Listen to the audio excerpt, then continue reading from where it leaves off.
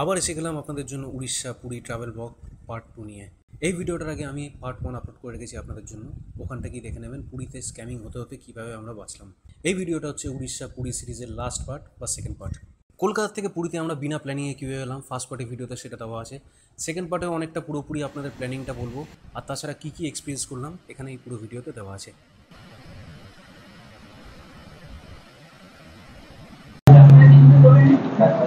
আমি আর দেবজিৎ ডিসাইড করলাম লাঞ্চ করবো না, একটা স্ন্যাক্সই করছি, হালকা ভেজ নুডল খাবো। অন্যান্য স্যুপ টুপ ছিল, কোয়ান্টিটি খুবই কম দেখলাম। ভেজ নুডল 120 টাকা এক্ষুনি দেবে, মোটামুটি ওটাই খাবো এখন। ওটা খেয়েই ভাবছি দেখা যাক, কারণ খাবার খুব ভরসা পাচ্ছি না খাবারটাও। ম্যাগি ফ্যাগি খাওয়া এখন উচিত না, যদি এখান থেকে দোকান থেকে দেখি যদি ভালো হয় ঠিক আছে। মাইকটা জানি না কতটা কি শোনা যাচ্ছে, দেখাচ্ছি আপনাদের। মোটামুটি লাঞ্চের মতোই একটা হালকা হয়ে গেল। এটা চাউটা,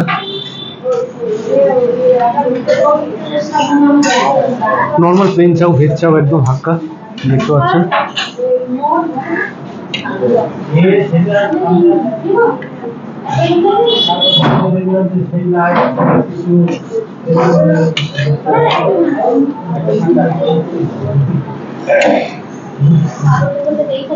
মোটামুটি প্লেন একদম সাদা মাটা, কোনো মশলা মশলা নেই কিছু, ঠিক আছে। তারপর এই স্যুপটা অর্ডার করলাম, সুইট কর্ন স্যুপ। নড়েরই স্যুপ মনে হচ্ছে, যতদূর সম্ভব।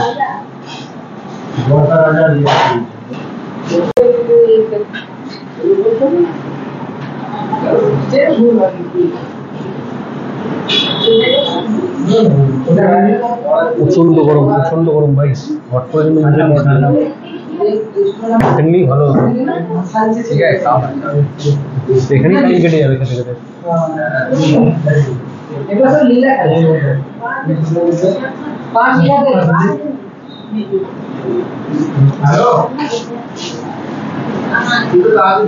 না, ওই নরসুপই মনে হচ্ছে, একদম প্লেন নরসুপ। ये है अभी পরিস্থিতি পুরীর বিচের, এখন এইটাই পরিস্থিতি। লোক ভর্তি আছে এখানে, এরকম উট রাখা আছে, উট রাইড কেউ করতে চাইলে। তারপর আপনার যদি কেউ এমটিভি রাইড করতে চান, এরকম এমটিভি যাচ্ছে, এমটিভিও ভাড়া পাওয়া যায়। পুরীতে কিন্তু এখনও সিজন শুরু হয়নি, তাতেই এখানে এত ভিড়। মানে পপুলেশন আউট অফ কন্ট্রোলের বাইরে চলে যাচ্ছে। ভারতের পপুলেশন যে হিসাবে বাড়ছে দিনকে দিন, তাতে কিন্তু আলটিমেটলি প্রকৃতির ক্ষতি ছাড়া কিন্তু আলটিমেটলি কিছুই হবে না। দিনকে দিন যত পপুলেশন এরকম বাড়তে থাকবে, প্রাকৃতিক বিপর্যয় যেরকম ভূমিকম্প, সুনামি, তারপর দাবানল ইত্যাদি আরও বাড়তেই থাকবে। তাই জন্য আমি ইন্ডিয়ান গভর্নমেন্টের কাছে রিকোয়েস্ট করবো, ওয়েস্ট বেঙ্গল গভর্নমেন্টের কাছে, সব গভর্নমেন্টের কাছেই, মানে আমাদের দেশের গভর্নমেন্টের কাছে রিকোয়েস্ট করবো যে পপুলেশন কন্ট্রোলটা ইমিডিয়েট করা হোক চায়নার মতো, তাতে কিন্তু ফিউচারে কিন্তু আসন্ন বিপদ ঘনিয়ে আসছে। আরেকটা ইম্পর্টেন্ট কথা, যখন আপনারা স্নান করতে আসবেন সমুদ্রে, তখন কিন্তু দল বেঁধে আসলেই বেটার। কেন 4-5 জন যদি আসেন, তাহলে একজন আপনাদের জামা কাপড়, টাওয়াল, হেনা তেনা জিনিসপত্র দ্রব্যাদি কিন্তু পাহারা দিতে পারবে। আর যদি একজন কি দুজন তাহলে আসেন, তাহলে কিন্তু ভুল করে আপনারা টাওয়াল আনুন, ঠিক আছে, কিন্তু জামা কাপড় এক্সট্রা বা মোবাইল ফোন বা পার্স টার্স এগুলো কিন্তু ক্যারি না করলেই বেটার। কারণ যদি দুজন একসাথে নাবেন পারে, মানে সমুদ্রের বিচে টাওয়ালটা আপনারা রেখে, তাহলে কিন্তু ওটা ঝাড় হয়ে যাওয়ার কিন্তু 100% চান্স।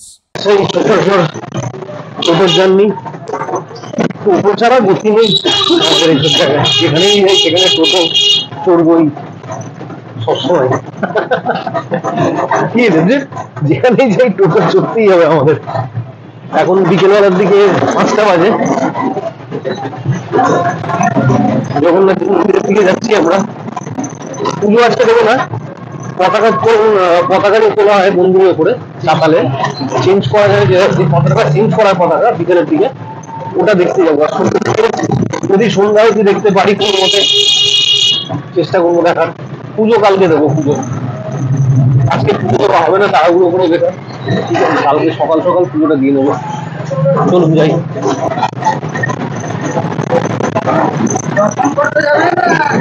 দর্শন এখন দর্শন করবো গো দাদা, হ্যাঁ পুজো কালকে দেবো। ভেতরে মোবাইল নিয়ে ঢুকতে হয় না, না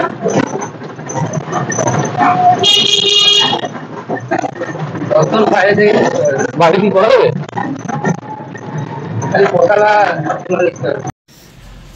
টোটো ওখান থেকে ছেড়ে দিতে হবে, এখান থেকে হেঁটেই যেতে হবে মন্দির প্রাঙ্গণ অবধি।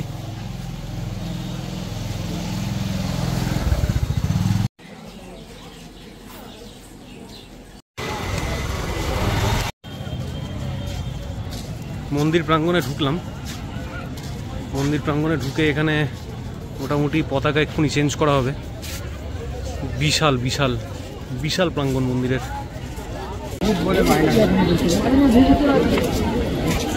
আমরা যেদিন পুরীতে ঢুকেছি সেদিন বিকেলবেলায় দৃশ্য দেখার জন্য পুরীর জগন্নাথ মন্দিরে গেলাম। বিকেল 5টার সময় এখানে ধ্বজা পরিবর্তন করা হয়, মানে পতাকা পরিবর্তন করা হয় সন্ধ্যে আরতির ঠিক আগে। দেখুন এখানে একটা জিনিস দেখাচ্ছি আপনাদের, এই পতাকাটা দেখছেন হনুমানজির মন্দিরে, সেটা কোন ডিরেকশনের দিকে হাওয়ায় বইছে একবার দেখুন। এবার গায়ে কাটা দিচ্ছে আমার এখন, এটা আপনাদের দেখা দিকে। এবার আপনাদের জগন্নাথজি মন্দিরের পতাকাটা দেখাচ্ছি কোন দিকে উঠছে দেখুন।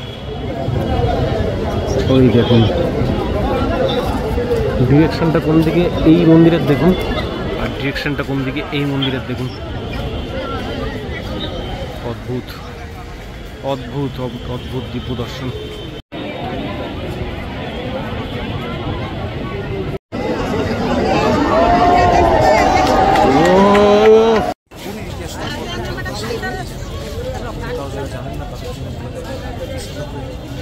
এখন এখানে থাকবে, এখন এখানে সংরক্ষিত আছে, যেটাকে অনেকে বলে থাকেন ব্রহ্মপদার্থ। উড়িষ্যা এককালের রাজা ছিলেন ইন্দ্রাদুম্না। তখন উড়িষ্যার এই অঞ্চলটাকে নীলাগিরি অঞ্চল বা নীলাচল বলা হতো। ওই রাজাকে ভগবানজি স্বপ্নাদেশে দেখা দেন। উনি আদেশ দেন যে সমুদ্র তটে তার হৃৎপিণ্ডটি একটি কাঠের পাটাতনা করে ভেসে আসবে। সেই কাঠের পাটাতন থেকে হৃৎপিণ্ডটা নিয়ে এই মন্দির প্রতিষ্ঠা করে যাতে ওনাকে ওখানে পুজো করা হয়।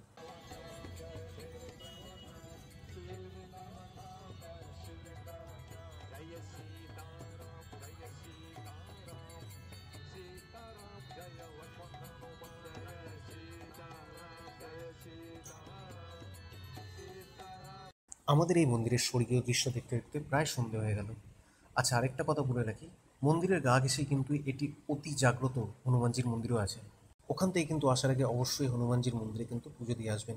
ওখানেও কিছু অলৌকিক দৃশ্য আপনারা দেখতে পাবেন, সেটা আমি এখানে ভিডিওতে কিছুই বলবো না আপনাদের, আপনারা নিজেরাই অনুভব করবেন। কিন্তু ওখান থেকে আমরা হোটেলে আর ফিরলাম না, ডাইরেক্ট চলে গেলাম পরের দিনের কলকাতার বাসের টিকিট কাটতে। মোটামুটি পুরীতে বসের দর্শন করে অনেকটাই পেয়েছি দর্শন, ভিডিওতে দেখলেন। দর্শন করে এখন মৌসিবাড়ি বাস স্ট্যান্ডের দিকে এগোচ্ছি, ওখান থেকে কলকাতার বাস ধরবো।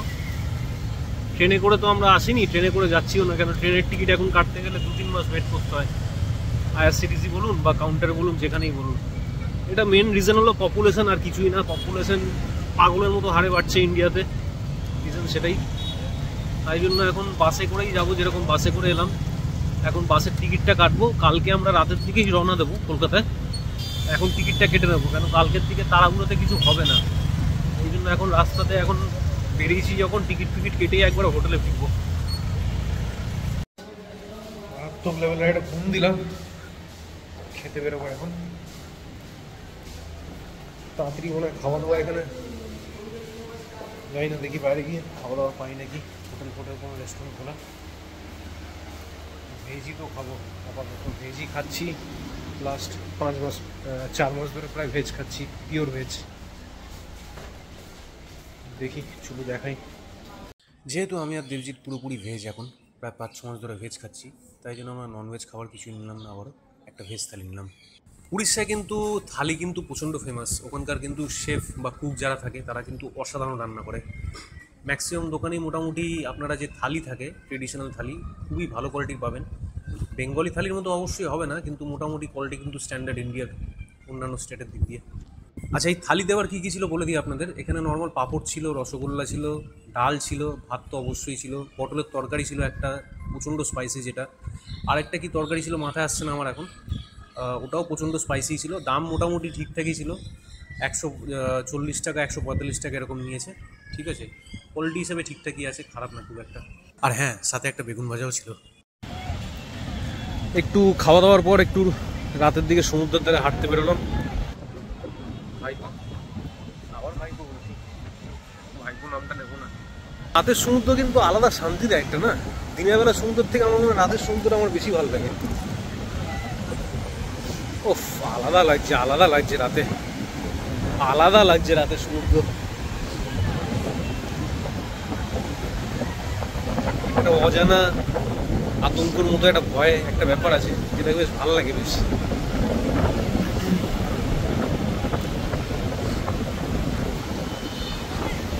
দূর দূরান্তে বিচ, এরকম ছড়িয়ে সমুদ্রের বিচ।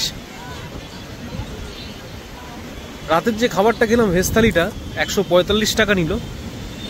রাতে আমার মুখ দেখা যাবে না এখানে, হয়তো দেখা যাচ্ছে, দেখাই আপনাদের। আর কথাগুলো বলি আমি একটা একটা করে।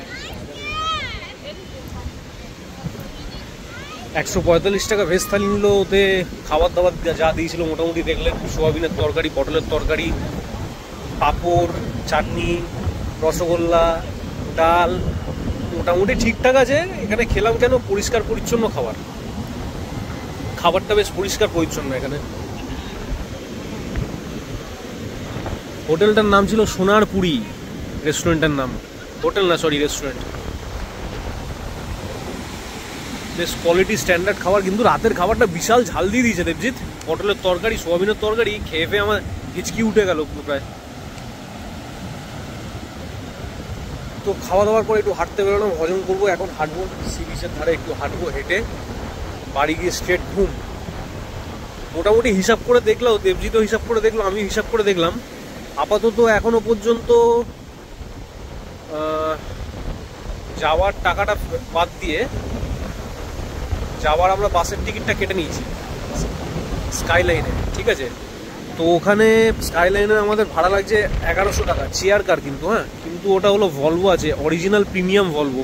আমরা যেটা এসেছিলাম ডলফিন 700 টাকায়, ওটা খরচা কম ছিল, স্লিপারও পেয়েছিলাম, কিন্তু ওটা কলকাতার থেকে যেহেতু, তাই জন্য খরচাটা আপনার কম পড়বে। কিন্তু পুরীর থেকে যখন কলকাতায় কাটবেন আপনি বাস, তখন কিন্তু এরা মানে মোটামুটি গলা কাটা দাম লাগায় একটা, ঠিক আছে। কিন্তু এই যে বাসটা নিয়েছি, আশা করছি ডলফিনের থেকে ওইটার থেকে ভালো হবে, কেন এটা স্কাইলাইন অনেক নাম করা। চেয়ার কার নিয়েছি, কিন্তু পুশব্যাক চেয়ার কার, আর আপনার মানে সেমি স্লিপার বলতে গেলে ওটা ঠিক চেয়ার কার না, সেমি স্লিপার আছে। কালকে দেখলেই সকালবেলা, এই সন্ধ্যাবেলার দিকে 6টায় বাস আমাদের, কালকে দেখলেই বাসটা বুঝতে পারবেন। আপাতত পুরীর সি বিচটা দেখাই, শান্তিতে অনুভব করুন সমুদ্রটা, বক বক বেশি করবো না আর।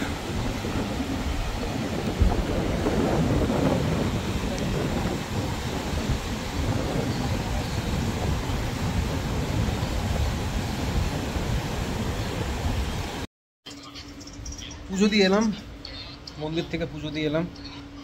ফোন নিয়ে যেতে পারিনি, ক্যামেরা কোনো অ্যালাউ নেই ভেতরে, জানেন সবাই যারা পুজো দিতে আসেন। এক্সপিরিয়েন্স আমি বলতে চাই, এক্সপিরিয়েন্সটা আপনাদের সাথে শেয়ার করতে চাই, যেটা জানা আপনাদের জরুরি দরকার। আর কালকেও গেছিলাম বিকেলে সন্ধ্যেবেলার দিকে, কালকেও অদ্ভুত অদ্ভুত সিন দেখতে পেয়েছি, যেটা আপনাদের দেখিয়েছি। গায়ে কাটা দেবে যারা আধ্যাত্মিক জীবনে একটুখানি অগ্রসর আছেন, গায়ে কাটা দেবে আপনাদের। কালকেও সন্ধ্যাবেলা যখন পতাকা উত্তোলন করছিল, তখনও মানুষ ভাবুক হয়ে যাচ্ছিল, অনেক মানুষ কেঁদে দিচ্ছিল এই দৃশ্য দেখে। আর মন্দিরের ভেতরে তো আপনাকে মানে কী বলবো, অনেক কিছুই অলৌকিক জিনিস ঘটে, যেগুলো আশা করি বলা উচিত না। যার যার জীবনে নিজের জীবনে যে এক্সপিরিয়েন্সগুলো হয় আধ্যাত্মিক জীবনের, ওগুলো কোনোদিনই বলা কাউকে উচিত না, নিজের মধ্যেই রাখা উচিত। বললে এগুলোর গুরুত্ব তো কমই বটে, লোকে পরিহাস করে, হাসে, অনেক লোকে হাসবে। আর তাছাড়া এগুলো বললে নিজের আধ্যাত্মিক জীবনের ক্ষতি হয়, এটা বলে থাকে না, এটা সত্য একদম বলা উচিত না, নিজের মধ্যেই রাখা উচিত। কি এক্সপিরিয়েন্স করলেন, কি হয়েছে, এটা আমি কিছু এক্সপিরিয়েন্স যেগুলো জিনিস করেও থাকি, সেটা আমি এখন এই ভিডিওতে হয়তো বলবো না। আপনাদের যেগুলো কাজের জিনিস, দরকারের জিনিস, ওগুলো বলতে পারি। যেরকম আপনার মন্দিরে যেতে গেলে কিন্তু আপনাকে হোটেলে আপনার মোবাইল সব রেখে যেতে হবে, মোবাইল পার্স, লেদারের পার্স থাকলে, লেদারের জিনিস থাকলে ওগুলো সব রেখে যেতে হবে আপনাকে, কেন লেদারে অ্যালাউ নেই ভেতরে। মোবাইলের ছবি তোলা, মোবাইল ধরা পড়লে তো 1000 টাকা ফাইন, ঠিক আছে। চটি রাখার জায়গা আছে মন্দিরের বাইরে, চটি রাখার জায়গা আছে, ওখানে চটি ভাড়া নেয় 5 টাকা করে পার চটি পার্সনের। ওখানে চটি রেখে আপনি ভেতরে প্রাঙ্গণে ঢুকতে পারেন। মন্দির প্রাঙ্গণে ঢুকলে ওখানে অনেক পান্ডা ফান্ডা থাকবে, আমরা কোনো পান্ডা নিইনি, অদ্ভুত ব্যাপারে। দাঁড়ান, একটা ফোন আসছে, ওখান থেকে পান্ডা আমরা কোনো নিলাম না, ঠিক আছে। পান্ডা না নিয়ে ঢুকলাম ওখানটা, ঢোকার পর খুব স্মুথলি হয়ে গেল, কিন্তু ভিড়, আপনার একটা জায়গা ভিড় হবে, মানে মন্দিরে যে ঢুকছেন আপনারা এন্ট্রি নিলেন, এবারে মেন মন্দিরে যখন ঢুকবেন, মেন মন্দিরে ঢুকে যখন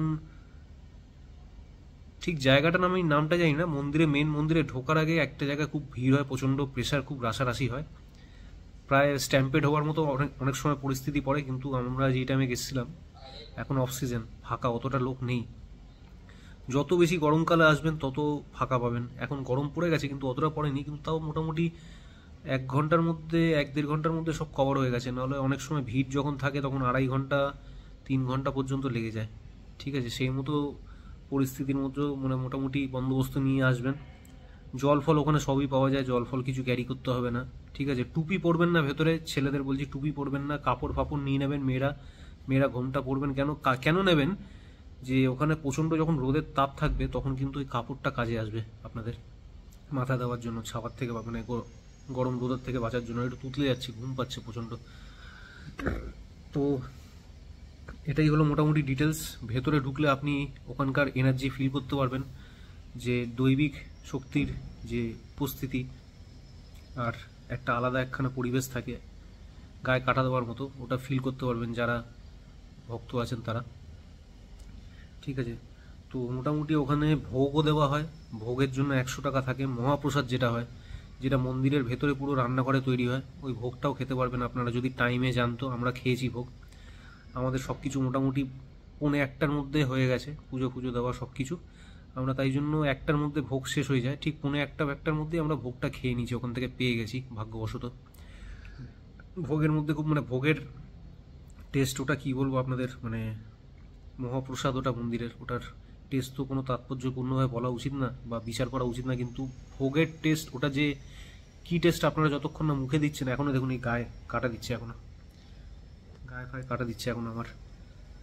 নারকেল দিয়ে একটা মানে ভাতের রসমের মতো বানায় ওনারা, অদ্ভুত নিয়মে তৈরি হয় ভোগটা কী নিয়মে তৈরি হয় ইন্টারনেটে সার্চ মারলেই পেয়ে যাবেন আপনারা। একটা হাঁড়ির ওপর আর একটা হাঁড়ি রেখে রেখে রেখে ভোগ পুরো তৈরি হয়, সবজির তরকারি, রসম ভাত, তারপর আপনার ডাল, আর আপনার আরেকটা কি জানি খেলাম, আরেকটা কি জানি ছিল ডাল ছাড়া, দেবজিৎ খিচুড়ির মতো একটা কিছু ছিল, পায়েসও দেয় অনেক সময়। তো একটার উপর একটা রেখে রেখে তৈরি হয়। এবারে অদ্ভুত ব্যাপার যেটা হচ্ছে, একটা হাঁড়ির উপর একটা হাঁড়ি যেরকম রাখা, তার নিচে আগুনটা জ্বলছে। এবারে যে ওপরের যে টপের হাঁড়িটা, একদম টপের যে হাঁড়িটা, রান্না প্রথম সেটারই কমপ্লিট হয়। নিচের হাঁড়িটা, একদম নিচের যে হাঁড়িটা যেটা আগুনের সব থেকে কাছে, ওটার রান্না সব থেকে শেষে কমপ্লিট হয়। কীভাবে এটা হয় আজ পর্যন্ত কেউ জানে না। ঠিক আছে, তো ওই মহাপ্রসাদটাই খেলাম আমরা। ঠিক আছে, আপনারাও খেতে পারবেন 1টার মধ্যে যদি ওখানে পুজো দিয়ে চলে যেতে পারেন। খেয়ে দিয়ে ওখান থেকে বেরিয়ে আমরা মোটামুটি ল্যাথ খেতে খেতে আস্তে আস্তে হোটেলে আসলাম। এখন হোটেলে এসে একটু ল্যাথ খাচ্ছি। 7:15-তে বাস, এক্সপ্রেস লাইন, যেটা বাসটা আপনাদের দেখাবো পরে।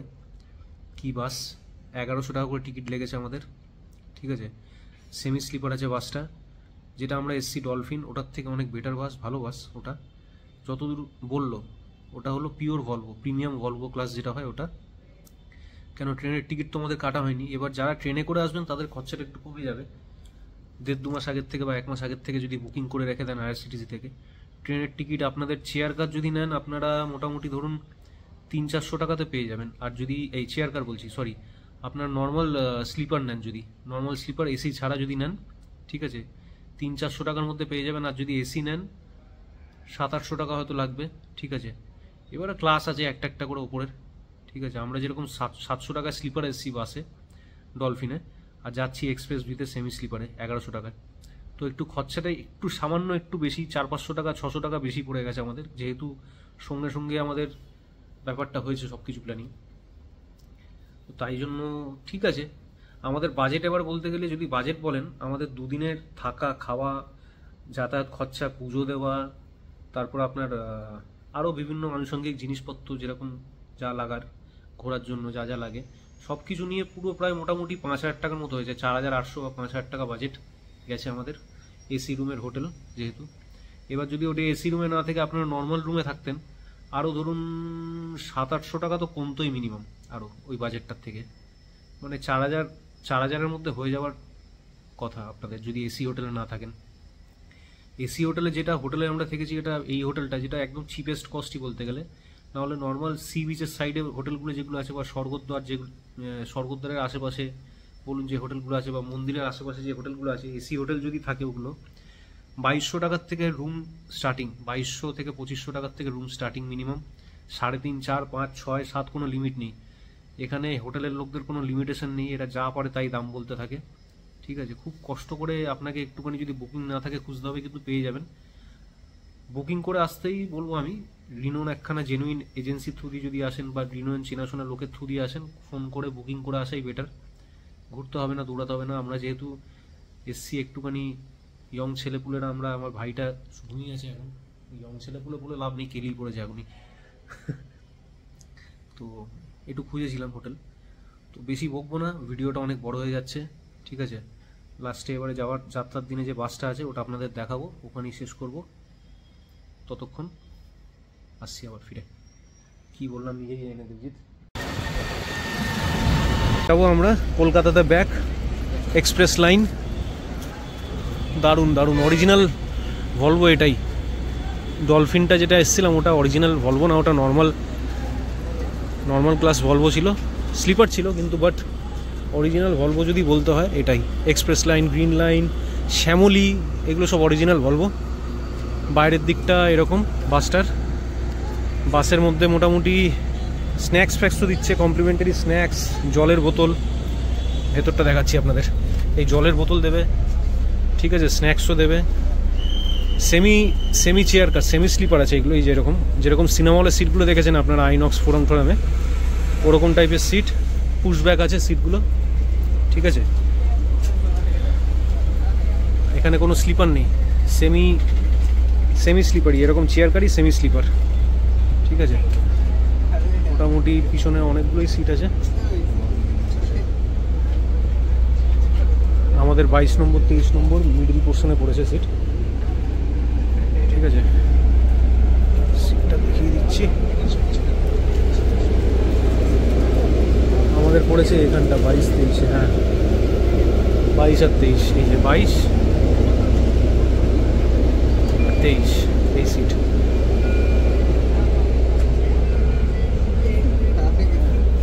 বাসটা কিরকম মোটামুটি বলবেন আপনারা, ঠিক আছে। ঠিক আছে, আচ্ছা যাবেন, ঠিক আছে। রাতে দাঁড়াবে এক জায়গা, ওখানে ডিনার করবো আমরা আপাতত।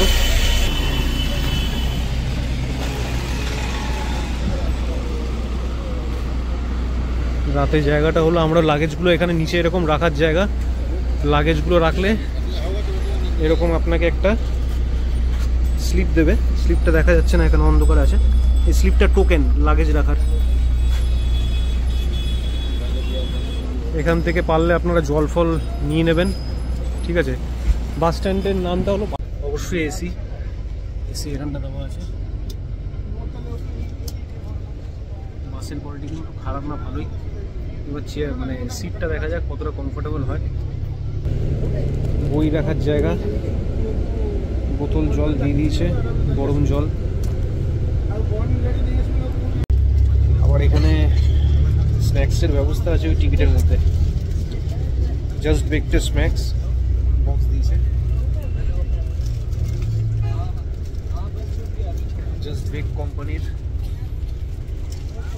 এরকম বক্স দিয়েছে প্যাকেজিংয়ে 1100 টাকার মধ্যেই। দেখি খুলি ভেতরটা কি আছে। এগুলো দিয়েছে ভেতরে স্ন্যাক্স, চিড়ে ভাজার প্যাকেট, কেক, আর এটা বিস্কুটের প্যাকেট, বিস্কুটের স্ন্যাক্স। এখন ভুল টাইমে দিয়েছে। এখন কটা বাজে এখন? 8টা 9টা। খাবি না?